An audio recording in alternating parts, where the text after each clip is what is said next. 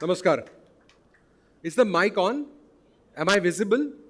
Because I'm pretty sure I just said Namaskar. Namaskar. There you go.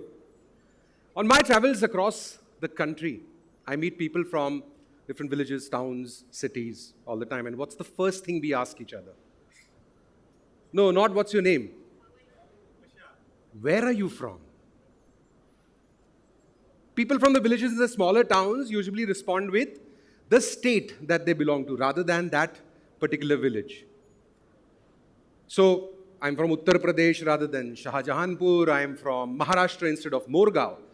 But the ones from the larger cities, of course, respond with, I'm from Mumbai. I'm from Bengaluru. I'm from Kolkata. I'm from Delhi. And the pride in their eyes often forces me to respond with, oh, Kolkata, Mishti Doi. Or Mumbai, Bollywood. Delhi, power, politics. Or Bengaluru, obviously information technology. Now I always feel a little sheepish when I dole out these superficial compliments or stereotypes. Because how can one way of earning a living define the character of a city? How can one cuisine define the character of a city? How can, in a diverse country like India, one community define the character, the personality, or the identity of the city? Which got me thinking about my own city. Ladies and gentlemen, welcome to Pune! It's the pensioners' paradise. It's the Oxford of the East. It's the IT powerhouse. It's the automotive and manufacturing hub. And it is, of course, the land of history. But how true is that today? The pensioners are saying, boss, your global warming, your islands of heats in the city, they're making the weather very unbearable. They're also saying crossing the roads has become very difficult now, given our traffic. Oxford of the East, well, we have a lot of colleges, but very few that can be termed as world-class. IT, obviously, Bengaluru is far ahead of us. And only a very small percentage of people from Pune work in the automotive or manufacturing sector. Sure, Pune was the land of history. I mean, the great Maratha Empire once ruled this subcontinent was based out of here. The tallest leaders in the Indian independence struggle, they were all based out of here. There was Bal Gangadhar Tilak, there was Gopal Krishna Gokhale, even Pandit Jawaharlal Nehru and Mahatma Gandhi were imprisoned here, right here in Pune, for very long spells. But that's the thing, Pune was the political capital of the country. We haven't had a political leader of national repute for over a decade now. So who is my city? Now, before figuring out this character, personality business, let's see what the city is made up of. Any city, and I of course urge you to think about your city in the same way. For the last few years, I've also been fascinated by numbers and statistics. When trying to put out an argument or a piece of information through my radio shows or my newspaper articles, I find that numbers can cut through the clutter and they can change perspectives. So let's unbox Pune in terms of numbers. How many are we? We're about 4.5 million people. That's 45 odd lakh people, depending on whether you're talking about the Pune municipality or the district or the twin cities. And 70% of us are under the age of 35. What do? We have some 500 colleges. But at the same time, we have hundreds of senior citizens groups, right? We have some 600,000 people working in the IT sector, 200,000 maybe in the manufacturing sector. We have 22,000 people working for the municipality in Pune. Did you know that?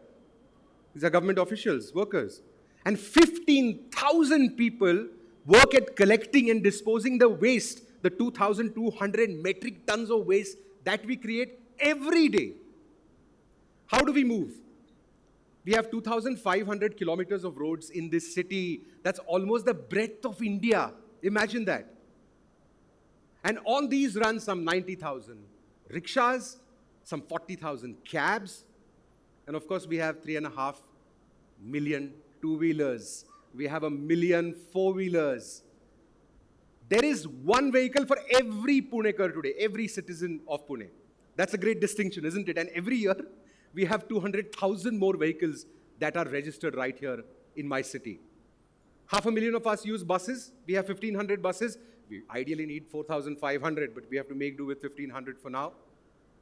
76% of people in this city have a commute which is less than 20 kilometers per day. So it's a short commute. But 500,000 people still are stuck in traffic for 1 to 5 hours a day. I'm sure many of you are wondering what traffic is going to be like on the way back now. How much money are we talking about? The Pune municipality budget is about 10,000 crore rupees. But that's the money that's spent on us. How much do we generate? 100,000 crores. 1 lakh crores in direct taxes. 75,000 crores in indirect taxes. And these are all back of the envelope calculations that I did by going on the internet and using a search engine. Data is sometimes very hard to get. But approximately what? 20 billion American dollars. Yet 40% of us, the citizens of this city, live in slums. And even within the people that live in buildings and housing societies, there is a distinction. Some people are able to wash their cars with pressurized pipes, and the others have to rely on tankers to wash themselves. So my city is both rich and poor. It's both old and new. It's both high-rises and hundreds of slums. It's this and that. It's here and there. It's sometimes neither here nor there. So who is my city? Also, does a city always need a character? Do we have to define a personality and identity? I think it would be helpful to do so. Because we all need something to rally around. We need an identity. And that can also provide a roadmap for the future. Okay, this is what I want to be, not just as a person or a housing society or a mohalla or a ward, but as an entire city. And wouldn't it be really cool if you were confused about what your city was to come up with a brand new identity? You think that's possible? Should we try and do that right now? All right. How do you cook up a brand new identity for a city? I think we should start with what we already have. Let's figure out what Pune is. We have a history of political activism. Remember, the swords of the Marathas once protected the Delhi Sultanate. We have a strong culture of civic activism. You show me one cause, I'll show you 10 activists in Pune who've been at it for the last 2 or 3 decades at least. Then we have a large number of techies, obviously. It's a melting pot of people, not just from across the state, but from the country and sometimes all over the world as well. We have a mix of the young and the old, but most importantly, this is what I think is part of our cultural DNA. Laugh at your own risk. I'm being very serious here. I think as a Punekar, a citizen of Pune, I know better than others. I just do. If you meet us on the street, we often offer you unsolicited advice for your problems. And we'll never give you a straight answer. We'll always be joking and we'll be sarcastic because, hey, who needs straight answers anyway?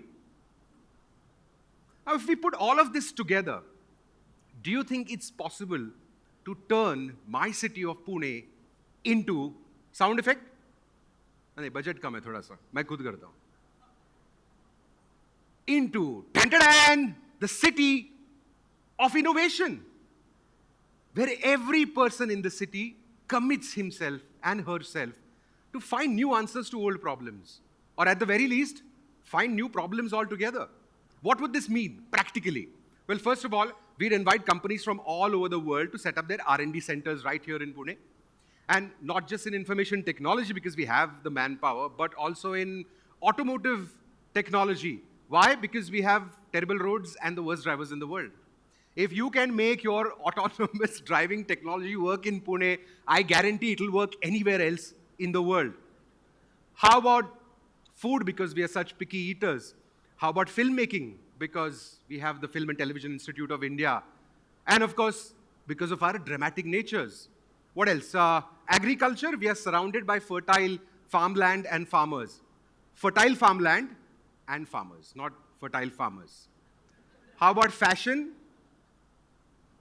I'm still waiting for somebody to invent a suit that can be worn in a tropical country like ours 365 days a year. It just hasn't happened. Oh, we can do healthcare as well. Innovation in healthcare. We have the best doctors. We have the Serum Institute. We have the National Institute of Virology. And we have the most infectious, not people, smiles. So healthcare is another thing. And of course, we are a highly polluted city right next to the most biodiverse place on earth, the Western Ghats. So climate technology, environmental technology, we want everybody to come up and set up their centers here and start doing research and development. The possibilities are endless. I've just listed a very few. But before that, we all have to decide that we want to be the city of innovation. Every person in this city, whether young or old, whether techie, whether trader, whether government worker, whether a driver, whether a pedestrian, has to commit to do something new every day on every street. And if we do that, then, ladies and gentlemen, this will be a city that I'd like to live in. I know what you're thinking. This is sounding like a marketing video, right? You can't just wake up one day and say, I'm going to be an innovator.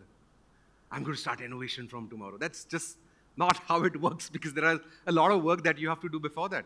It's a very important first step we have to take. And that is a promise we make to each other. Here's the promise. We will be there for each other when we stumble. Because without that, we'll always be afraid to innovate. But if we promise each other, and if we know that nobody's going to laugh at me, well, frankly, when people fall, it is funny. So after that short laugh, they're not going to seriously laugh at me. They're going to put out their hands and say, hey, you fell down. That was nice. Let me give you a hand. And let's start all over again. If that happens. So before the city of innovation, we need to make a city of compassion, perhaps. And if we are able to do that, I'm pretty sure that we will be able to turn my city into the city of my dreams, the city of innovation.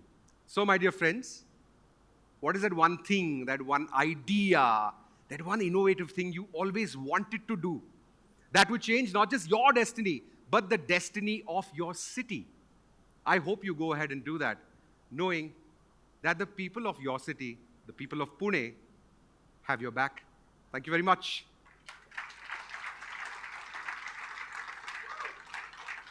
That's my wife donating blood. Thank you.